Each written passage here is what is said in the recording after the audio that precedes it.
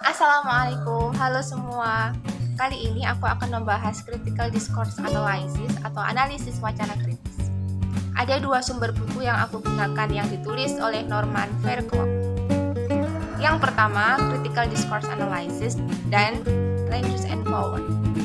Critical Discourse Analysis atau CDA yang digagas oleh Fairclough menghubungkan wacana dengan praktik sosial yang ada di masyarakat. Sebuah wacana tidak dipahami hanya sebagai objek, melainkan ada sesuatu yang lebih kompleks yang dapat membentuk kehidupan sosial masyarakat. Fairclough dalam bukunya berjudul Critical Discourse Analysis, The Critical Study of Language mengatakan bahwa analisis kritis bertujuan untuk menghasilkan interpretasi dan penjelasan mengenai bidang kehidupan sosial dengan mengidentifikasi penyebab kesalahan sosial dan menghasilkan pengetahuan yang berguna untuk memperbaiki atau mengurangi. Interpretasi dan eksplanasi dari suatu wacana menjadi hal yang penting dalam analisis wacana yang digagas oleh Fairclough. Hal ini karena dua bagian tersebut memiliki cakupan yang lebih luas mengenai wacana sebagai bagian dari kehidupan sosial masyarakat.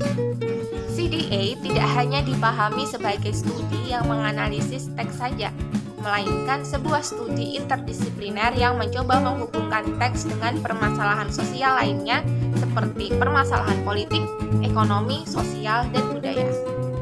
Karena Fairclough selalu menghubungkan analisis wacana dengan praktik sosial, jadi apa itu sebenarnya praktik sosial? Dalam bukunya berjudul Language and Power, Fairclough punya 3 alasan. Alasan yang pertama, karena bahasa adalah bagian dari masyarakat.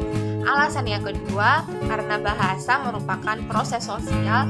Dan alasan yang ketiga, bahasa merupakan proses yang dikondisikan secara sosial dalam masyarakat.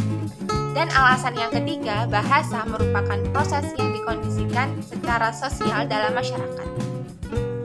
Jadi, menurut Fairclough, bahasa dipahami bukan sebatas pada alat komunikasi, melainkan bahasa adalah bagian dari masyarakat dan proses sosial yang ada di dalamnya.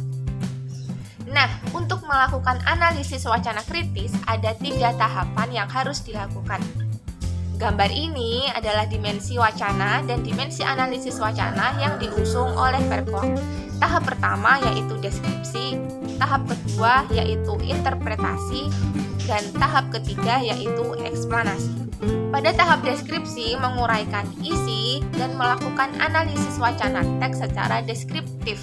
Teks dijelaskan murni dari isi teks tanpa menghubungkannya dengan aspek lainnya. Nah, selanjutnya yaitu tahap interpretasi.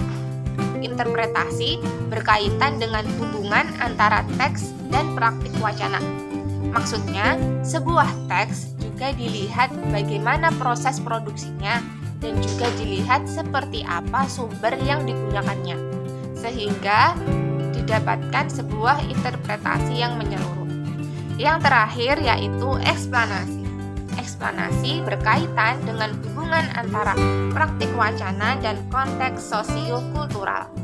Hal ini sebagai penentu dari proses produksi dan interpretasi sebuah wacana dan efek sosialnya. Kondisi sosiokultural tersebut berhubungan dengan 3 tingkat sosial yang berbeda. Tingkat pertama yaitu tingkat situasi atau lingkungan sosial terdekat di mana wacana tersebut terjadi. Kedua, tingkat institusi sosial yang cakupannya lebih luas untuk wacana. Dan ketiga, yaitu tingkat sosial secara keseluruhan. Oke, jadi kesimpulannya, metode analisis wacana Fairclough meliputi 3 tahap. Yang pertama, tahap deskriptif, yaitu menganalisis bagian linguistik teks bahasanya.